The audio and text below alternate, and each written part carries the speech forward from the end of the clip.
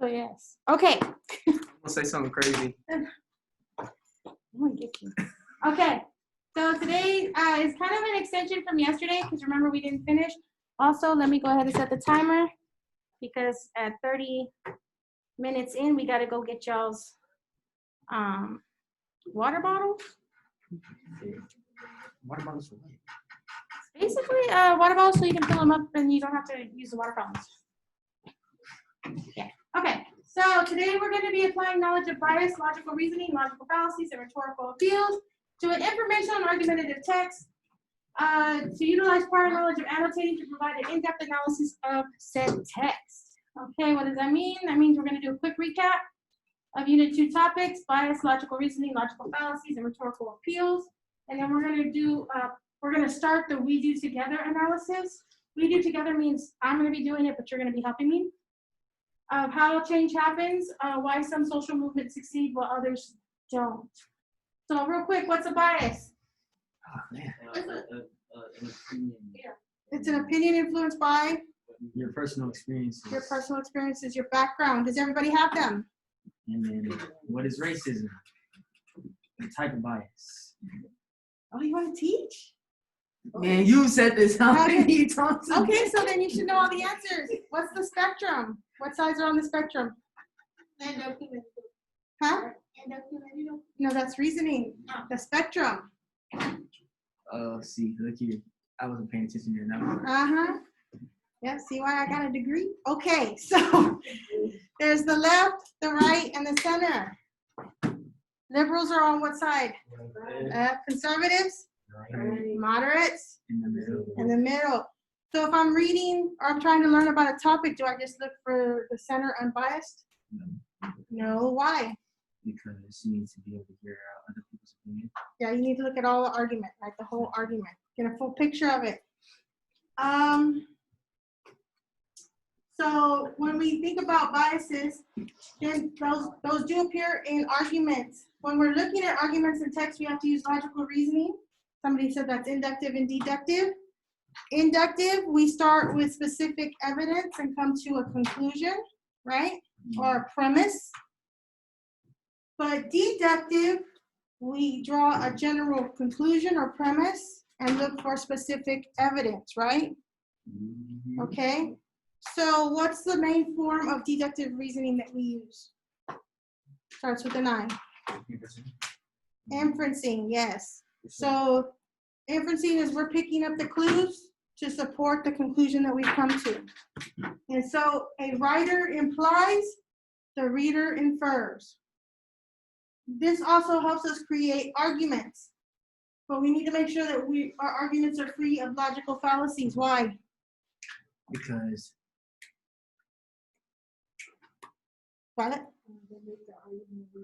Yes, they make the argument weaker.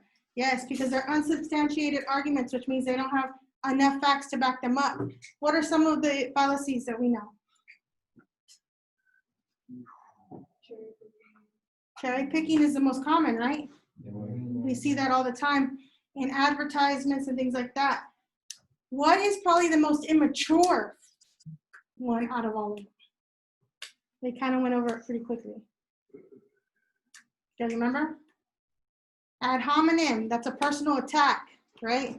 It doesn't take much to personally attack somebody because it's way off topic and you're actually attacking the person themselves. Nothing to do with the argument whatsoever. Okay, so we want to make sure because the more logical fallacies, the weaker our argument. But when we look at our arguments, we don't want to just make sure they're free of logical fallacies. We want to make sure that we have some rhetorical appeals in there. What are our 3 rhetorical appeals? Yep. Ethos, pathos, logos. So ethos appeals to credibility. What makes me credible?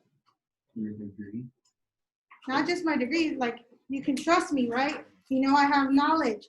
So if they were to tell you today, Ms. Garcia is going to go with you instead of Coach Johnson, and she's gonna guide you to victory. Am I credible?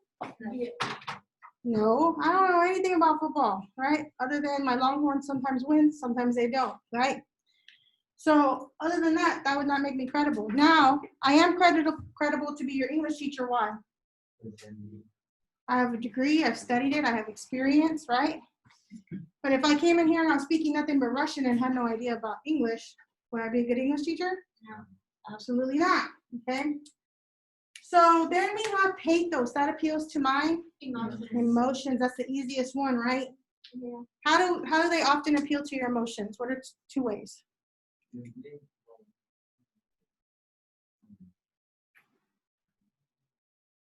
Think of the sad dog commercials. Yeah, sad music, Sad images. images, right? Man, And powerful words. They're wrong for that. They are, yeah. They mess up some songs for me because I'm like, oh, I can't listen to that without thinking about sad puppets. Okay, and then we have logos. That appeals to mine. Logic. Logic, right? Because what is logic? A rapper. Well, other than a rapper and an author. What's logic? The way we Think. think, right? And to get to that part, what kind of things do they use? Facts and statistics. Oh, I said it right today. Yay. Okay. So the more rhetorical appeals you have, probably the stronger, right? Your argument would be. But do they always have to have all three? No, right? Sometimes you're going to come across some that just have one or maybe one or two. Any questions? Yes, no, maybe so? Okay. So let's move on to our lesson. Oh, there's also something I want to show you. So I have changed some stuff real quick. So from now on, when you click on your 9 weeks, you're going to see explanations of what was the important things within the folders to make it easier for you guys, especially when you're trying to go back. So they'll let you know exactly what's in here, and then I'm also putting now what units they are. To make it a little bit easier for y'all. Yeah, because it does kind of get confusing when it's just like week of, right? So now you know where things are. So right now we are in week 14, 94. All right. So analyzing a text. So this week we did define what a social issue is. So basically it's a problem that affects society, right? Then we talked about social reform, which is basically a movement that addresses that social issue. Now, it's normally trying to solve the issue, but is that always the case that happens? Is that the end result? No, right? Because yesterday we kind of went over some social reforms that have been going on for a long time, right? So now I want you to think of those social issues we talked about, and I want you to think about, are social reforms needed both within the United States and around the world? So what do you think? Are they needed? Yes. Yeah. Why? Because this world's on hell. Because this world's gone to hell. I mean, some people could say that. Yeah, so if it's a problem and we don't try to solve it, then it's just going to continue to be a problem. And we've kind of seen this year what happens when you just let a problem kind of sit and continue on, right? It starts to accumulate until it just everything becomes too much. So now I want you to think about what makes the social reform movement successful, and using your devices, go ahead and type your answer here. So I'm going to give you a couple of minutes. Go ahead and type your answer in. 80 people.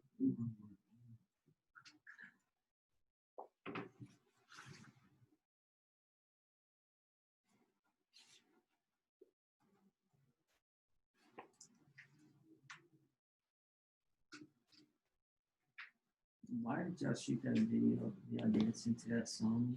What are you talking about? That one video of all of our coaches. Oh, I didn't. Yeah. Too embarrassing. Sir, you're being recorded. Oh. Sorry, coach. All right. So some of the ones that people came up with before was to be successful, everybody needs to know about it. Because if nobody knows about your social reform, can it ever get off the ground? No, right? And what's kind of cool about this is the more people type in a certain answer, the bigger it gets. So this seems to be the bigger one, to have the people help out, right? Because if nobody's helping, can anything get off the ground? No. When justice is done, that's when they feel that social reform is successful. It's known by the people and when people are backing it. So these are all good answers. There's no really wrong answer. Okay, so thinking about all that, we're gonna see if that's true or not. So what we're gonna do is we're gonna analyze what makes a social reform successful. I'm gonna be doing this in OneNote.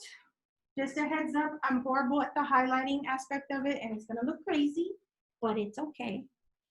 That's why I allow y'all to look crazy too.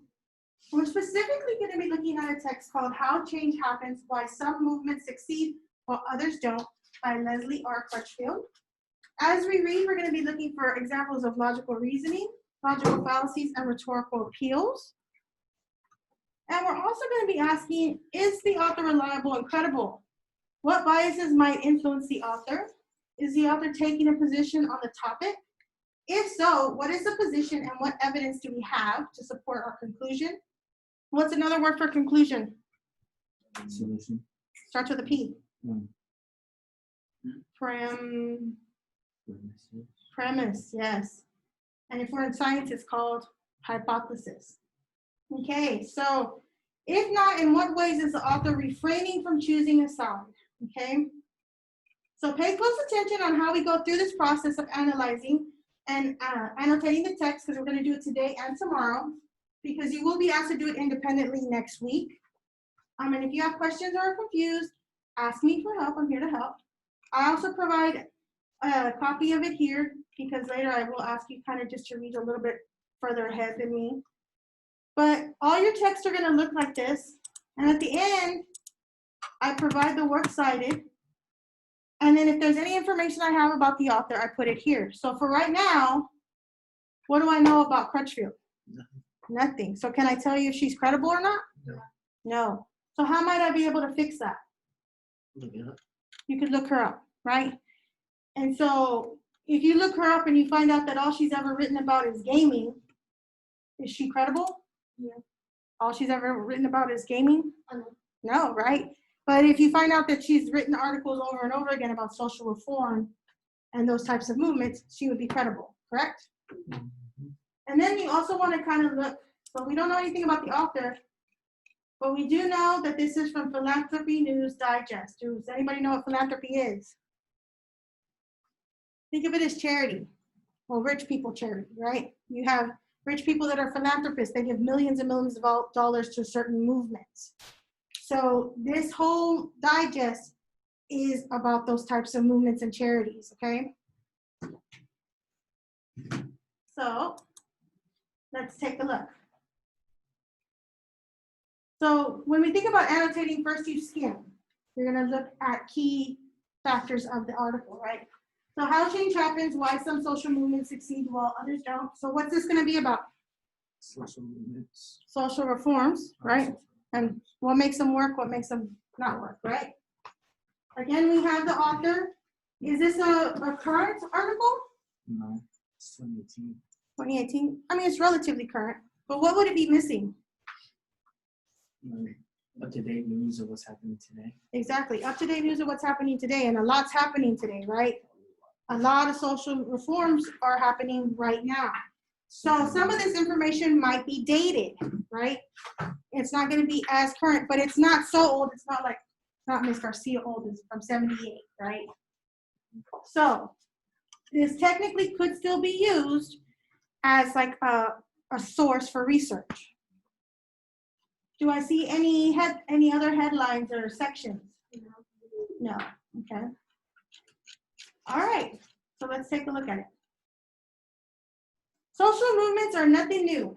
People always seem to be marching for or against something. Part of this is due to the fact that social movements often take decades to achieve the change they seek, while many never get there. So what thoughts do we have on that? Because remember, we're chunking it. What's the tone so far? She trying to persuade me of anything? No. No. Does it sound formal? Informal?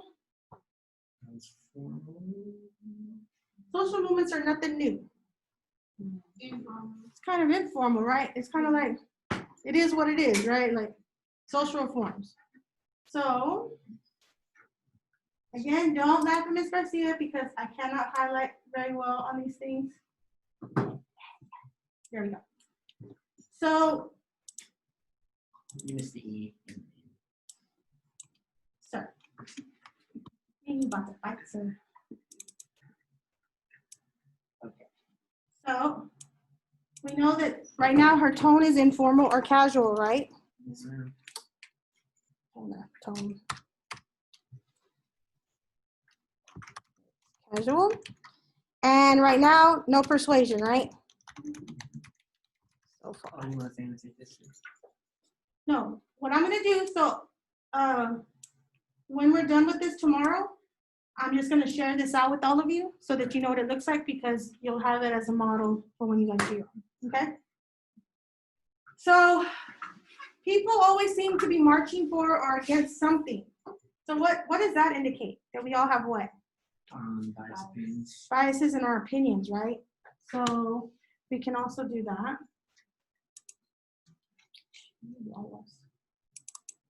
Okay. So we all have biases and opinions. Okay. And then part of this is due to the fact that social movements often take decades to achieve the change they seek, while many never get there. So now what do I know about social movements? You don't get there. Well, many don't get there, but not only that, are they short term? No. No, and we kind of learned that yesterday when we were going over some of them, right? Some of them started back in early 2000s or even before that and are just now getting renewed interest, right? So we know that they often take decades, so they're not short term. Again, don't laugh at Ms. Garcia's highlighting. All right, All right. No. so we chunked that one. That's pretty easy, right?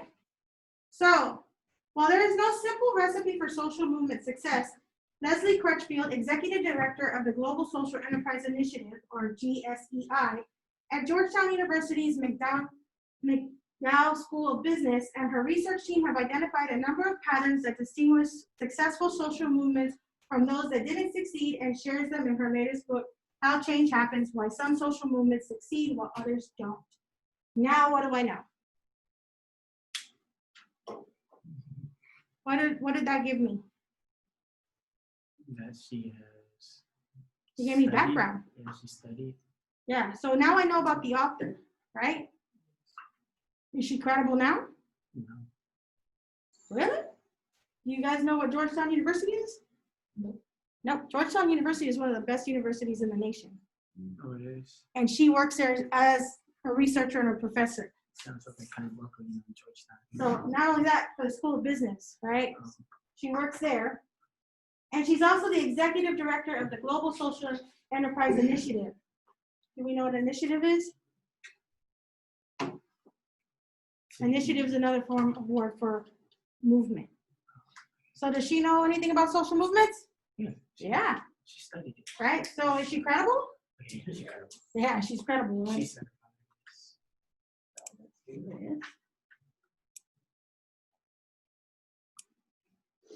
she wanted to stencil things to grab them. I need Coach Johnson's. Like, that's what I need. So she's credible, right? And if she's credible, that is appealing to what? People. People. Huh? What does it appeal? Huh? Ethos. Ethos. So I was thinking ethos. Ethos, okay? So here's the question. Do we think by sharing this information, is she just trying to give us information so far, or is she trying to persuade us to do something? She's trying to give us information about herself. Huh? She's trying to give us information. She's giving us information, but you don't think she's trying to maybe persuade you to buy her book? She's trying to she has credibility, so that's why you should buy the book. Yeah, it's not just that. I'm gonna give you a taste, right? I wrote this book, right? This article is based on the book. So maybe you'll want to go buy a book, right? Mm-hmm. So let's actually see what this is all about. The 6 she identifies are a focus on grassroots and recognition of importance of state and local efforts, a commitment of changing norms and attitudes as well as policy, a willingness to reckon with adversarial allies, acceptance of the fact that business is not always the enemy and often can be a key ally, and being leaderful. So what do I think this article is going to hit?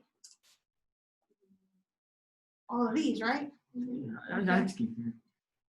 So this is going to be a mini feature of her book.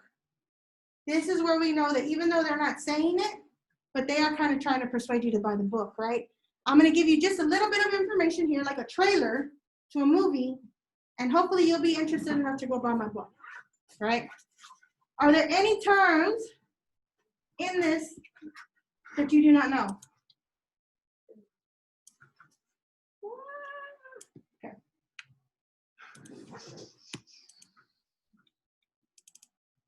Okay. So what the article, let's spell it like that. The article and book are about. Okay. Now, are there any terms in there that you don't know?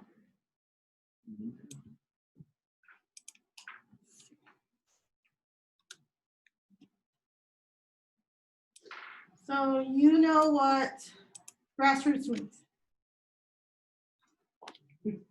What's grassroots mean? You can't ever say something without me asking you. That's like the origin place. But grassroots actually means like small, right? So most movements actually start very small, like a couple of people get together and then, so it's kind of its source. Yeah. Okay, so the source. A recognition of the importance of state and local efforts. That's pretty self-explanatory, right? So when we talk about state and local efforts, what are they talking about? Here in their area. Like the people in your area, the people around you, right? And that can be governmental or business. Yeah. A commitment to changing norms and attitudes as well as policy. What are norms? Rules. Yeah, everyday life type of things. A willingness to reckon with adversarial allies. So what you're saying is that we decided to get together and change some rules in KSD. Change them. You could. Because I feel like the whole entire no wearing hats in school, that's kind of, because other schools get to wear hats in the country, how we can't wear hats. I mean, you never know if you get enough people. So, and that's what you're going to see, right? Now you're going to have all the information you need to make your own social movement, right? But what does adversarial allies mean? Because that sounds contradictory, right? Adversarial and ally. Because what does adversarial mean? What is adversarial? What does adversary mean?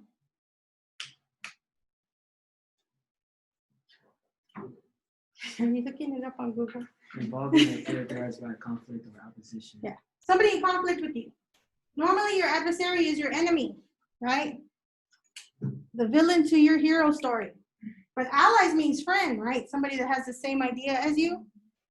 So the way to think of this is to reckon or deal with people that have the same goal as you, but go about it differently. Think of Malcolm X and Martin Luther King. Okay, Malcolm X was So they both wanted the same thing, right? But they had very different ideas on how to get there, right? So that's what they're talking about. Finding and dealing with the people that have the same goal as you, but may think very differently on how to get there, right? Because there's more power in numbers, okay? Accepting the fact that business is not always the enemy and can often be a key ally, and being leaderful. Now, is that spelled correctly? And is there even a word called leaderful? No, right? So she has coined her own word. And what can we tell? Leaderful. What do we think she's talking about? She put that in her own. Yeah, she put it in her own quotation, so it's a word she's created. But if I take that and try to figure out what she means now, what can I infer from that word? That you need to try to be a leader in your social movement. Does social movements have to have a few leaders or lots of leaders? Lots of leaders, okay? So we're gonna highlight that.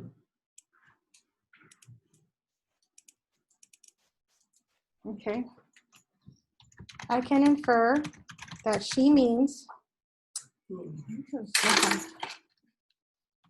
she means that a movement needs lots of leaders. So do you see how the annotating process goes? Yes, ma'am. Okay. Any questions so far? No, ma'am. Okay, so what we're gonna do is we're actually gonna stop here for today because this is how far first period got. We also have to go pick up those water bottles in a minute. But does anybody have any questions so far? No, ma'am. Okay, so when we get back from picking up the water bottles, I do kind of want you to read ahead or work on anything that you're missing. Because I'm gonna be nice and give you some time today. And then we're gonna finish this tomorrow. And once I finish it, once we go through it together, I'm gonna upload it to your one notebook in notes so that you have it as like an example. How do I have a higher grade of Spanish and English is my first one? That's a very good question. So, any questions? All right.